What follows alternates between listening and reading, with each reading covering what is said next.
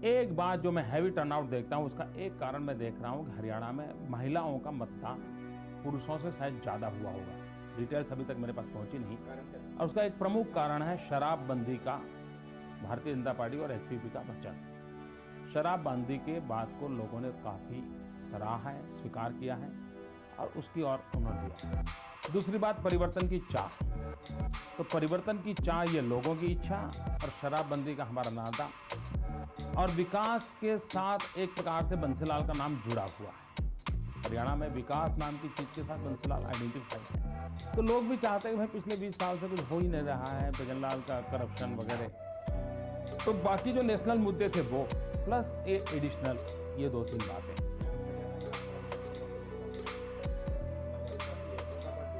ये पूरे स्टेट में एक रिदम नहीं रही है। कहीं पर चौटाला के लोग हैं, कहीं पर भजनलाल जी के लोग हैं। दोनों किसी एक कॉन्स्टिट्यूंसी में एक है तो दूसरी कॉन्स्टिट्यूंसी में दूसरे हैं। लेकिन हम हर जगह पे एज कर रहे थे कैंपेन के बिगिनिंग से।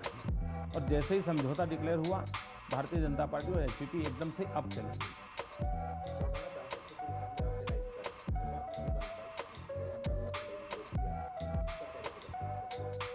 दरअसल बात यह है कि बंसीलाल जी और चौटाला जी दोनों चाहते थे कि भारतीय जनता पार्टी उनसे समझौता करे और वे लगातार कोशिश कर रहे थे। लेकिन हम हरियाणा की जनता का मूड जानते थे। हरियाणा की जनता ने चौटाला को भी देखा है, बंसीलाल जी को भी देखा है और हरियाणा की जनता चौटाला जी को पसंद करेगी ऐसा नहीं लगता था। हरियाणा की जनता के मन में देवीलाल के लिए एक भाव है, चौटाला जी के लिए दूसरा भाव है। देवीलाल जी होते तो जनता का मूड अलग होता, चौटाला जी के लिए जनता का मूड अलग है। ये पूरा असेसमेंट हमारे पास था। ऐसी स्थिति में हम डूबना नहीं चाहते थे। हम हरियाणा की जनता के अनुकूल कुछ करना चाहते थे और हमने निर्णय लिया।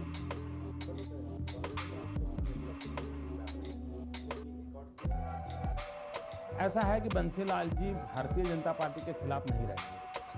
पिछले 2 साल से बंसीलाल जी लगातार हरियाणा में दौरा करते हुए कह रहे हैं कि अब हिंदुस्तान में भाजपा की सरकार चाहिए और हरियाणा के अंदर बंसीलाल जी एचपीपी को लेकर के हरियाणा की सेवा करना चाहते हैं। ये अभियान उन्होंने 2 साल से चलाया हुआ और उसमें कभी भी उन्होंने कमी नहीं की, कटौती नहीं की। इसलिए मुझे नहीं लगता है कि इस प्रकार से वो भाजपा के विरोधी मानस के लोग हैं।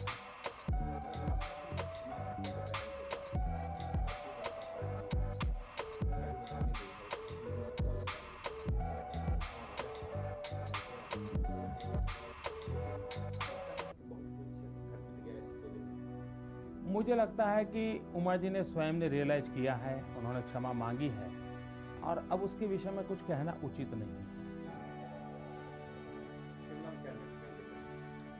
हिमाचल के अंदर कांग्रेस गवर्नमेंट है, 4 लोकसभा की सीटें हैं।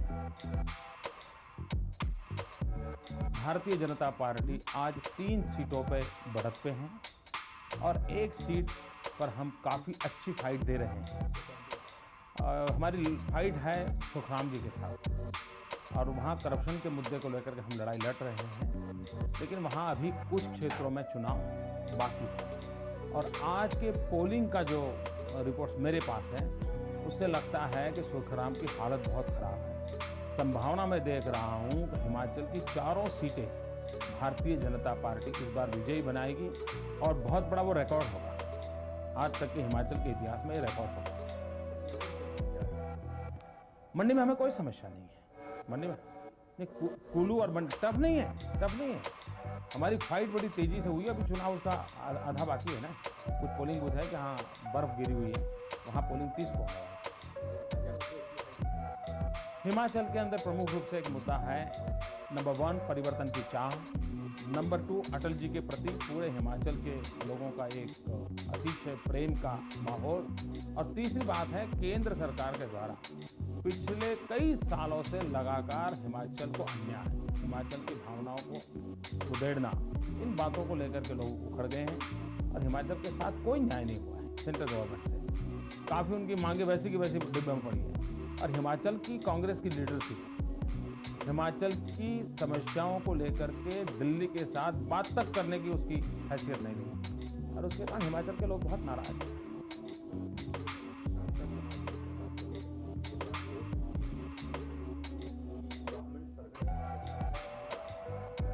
इस बार हमने गवर्नमेंट सर्वेंट को ही चुनाव में टिकट दिया है, सुखराम जी के साथ। और वहाँ के श्री गोपाल शर्मा है यूनियन के प्रेसिडेंट, उन्होंने पब्लिकली बयान दिया है भारतीय जनता पार्टी के कैंडिडेट्स को विजयी बनाया।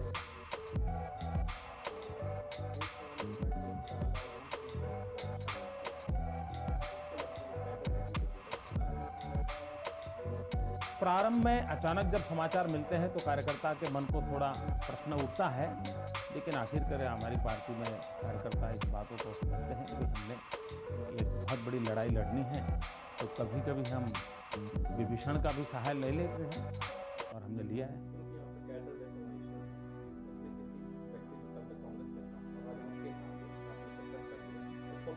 नहीं, ये युद्ध था एक रणनीति के तहत। हिंदुस्तान में हम एक मैसेज दोनों को लोगों को देना चाहते थे, कांग्रेस टूट रही है, कांग्रेस पराजित हो रही है और कांग्रेस के लोग भाग रहे हैं, और वो मैसेज देने में हम सफल हुए हिंदुस्तान में। और लड़ाई के अंदर हमने भी तो कुछ पैंतरे लेने पड़ते हैं, ये पार्ट ऑफ आवर रणनीति।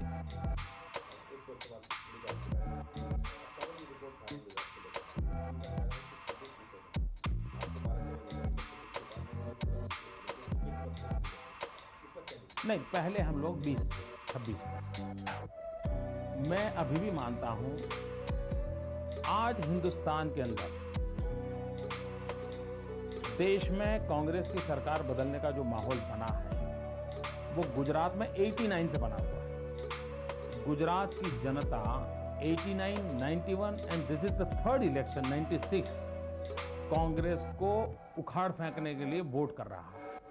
और गुजरात की जनता ने 7 साल पहले तय किया था कि हम किसी भी हालत में कांग्रेस को इस देश में राज करने नहीं देंगे। 2 बार उसने कांग्रेस को उखाड़ के फेंका है। पहले 26 में से 23 दिया, इस बार 26 में से 20 दिया।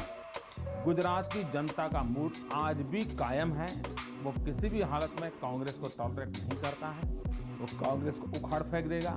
और इस चुनाव में भी गुजरात की जनता के उस मूड का रिफ्लेक्शन मैं देख रहा हूँ। मतदाताओं पर कोई फर्क मुझे नहीं दिखता है, कार्यकर्ताओं के मन में राजी नाराजी की समस्याएं है, लेकिन उसको भी हम बहुत हद तक ठीक ठाक करने में सफल हुए हैं। मैं मानता हूं कि पहले से हम बढ़ेंगे।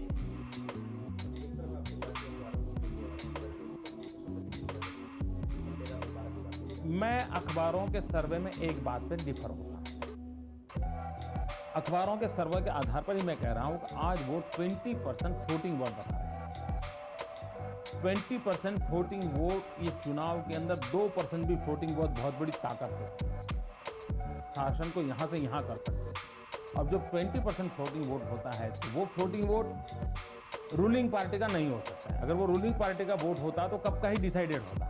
उसका मतलब है कि वो अदर देन कांग्रेस का वोट है। अब वो वोटर फ्लोटिंग इसलिए है कि उसके मन में चिंता है कि भाई कौन आगे जा रहा है, मैं किसको वोट दूं तो सरकार बनेगी, उस उधेड़-बुन में है।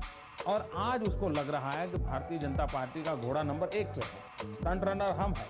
इसलिए मैं बहुत विश्वास से देख रहा हूं और मेरे एक्सपीरियंस से भी मैं मानता हूं कि फ्लोटिंग वोट बहुत बड़ी संख्या में भारतीय जनता पार्टी के पक्ष में जाएगा।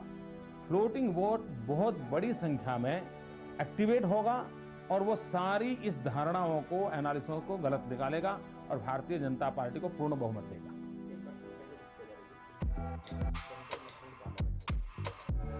मैं मानता हूं ये हंग पार्लियामेंट की चर्चा तब निकलती है जब कांग्रेस पराजित होने वाली है। और ये कांग्रेस की चालाकी रहती है कि जब उसको पराजय का मुंह देखना होता है तब वो ऐसा ही मैसेज छोड़ने की कोशिश करती है, कोई जीतने वाला नहीं। तो ये कांग्रेस ने चलाया हुआ बिल्कुल ही एक झूठा प्रचार है। हिंदुस्तान के मतदाताओं का ये अपमान है। हिंदुस्तान का मतदाता इतना मैच्योर है कि पिछली बार कर्नाटक के चुनाव हुए, उन्होंने कहा था हंग पार्लियामेंट बनेगी, दुनिया भर के लेख लिखे जा रहे थे, हंग असेंबली नहीं बनी, कर्नाटक में क्लियर कट मेजोरिटी आई। महाराष्ट्र में शिवसेना बीजेपी हंग असेंबली बनेगी ऐसी चर्चा थी, लोगों ने वोट दिया, क्लियर कट मेजोरिटी आई। उसके बाद चुनाव हुआ यहाँ अपने गुजरात का, उस चुनाव के अंदर भी उन्होंने हंग असेंबली की बातें कही थी, इंडिपेंडेंट चुन करके आएंगे, वो स्थिति नहीं बनी। 2/3 मेजोरिटी क्लियर कट मेजोरिटी आई। पिछले कितने ही चुनाव देखिए, हिंदुस्तान में चुनाव से पहले हंग असेंबली की चर्चा होती है क्योंकि कांग्रेस हार रही है और परिणाम आता है क्लियर कट मेजोरिटी का। इस पार्लियामेंट में भी हिंदुस्तान का मतदाता जो 10-10 लोकसभा के चुनाव लड़ा चुका है, वोट दे चुका है, वो ऐसा इनडिसिसिव निर्णय नहीं करेगा। वो क्लियर कट डिसीजन लेगा और वो भारतीय जनता पार्टी के पक्ष का।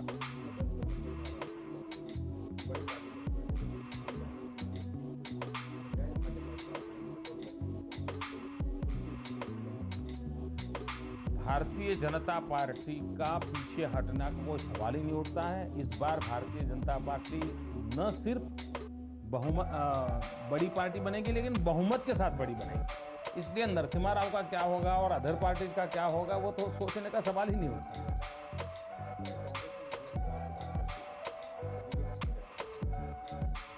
हमारा विषय कांग्रेस में नरसिम्हा राव से झगड़ा ऐसा थोड़ा है। हमारा विषय Narasimha Rao and the whole Congress culture और द कांग्रेस पॉलिसीज के खिलाफ लड़ाई है। हमारे लिए कांग्रेस का तो कोई समझौते का प्रश्न ही नहीं उठता भाई। कांग्रेस में नरसिम्हा नेतृत्व कर रहे हैं या माधवराव कर रहे हैं कि अर्जुन सिंह कर रहे हैं, उससे हमें क्या लेना देना है। हम तो एक पार्टी के खिलाफ, पार्टी की आइडियोलॉजी के खिलाफ 50 साल से कांग्रेस ने देश की जो दुर्दशा की है उसके खिलाफ लड़ाई लड़ रहे हैं। तो हमारी किसी व्यक्ति के खिलाफ लड़ाई थोड़ी है। 50 साल में जो देश को नुकसान किया है उसके खिलाफ हमारी लड़ाई है। तो नरसिम्हा राव है नहीं है ये हमारे विचारों का विषय नहीं है।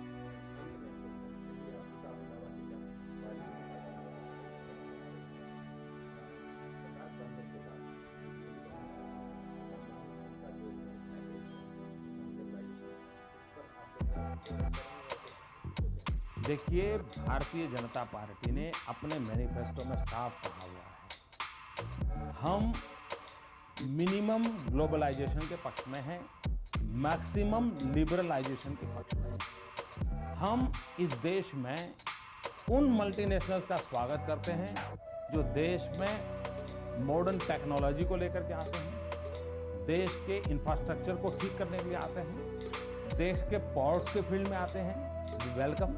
लेकिन हम पेप्सी और पोटैटो चिप्स ऐसे कामों के लिए मल्टीनेशनल का स्वागत नहीं करते हैं। ये नीति भारतीय जनता पार्टी की साफ है।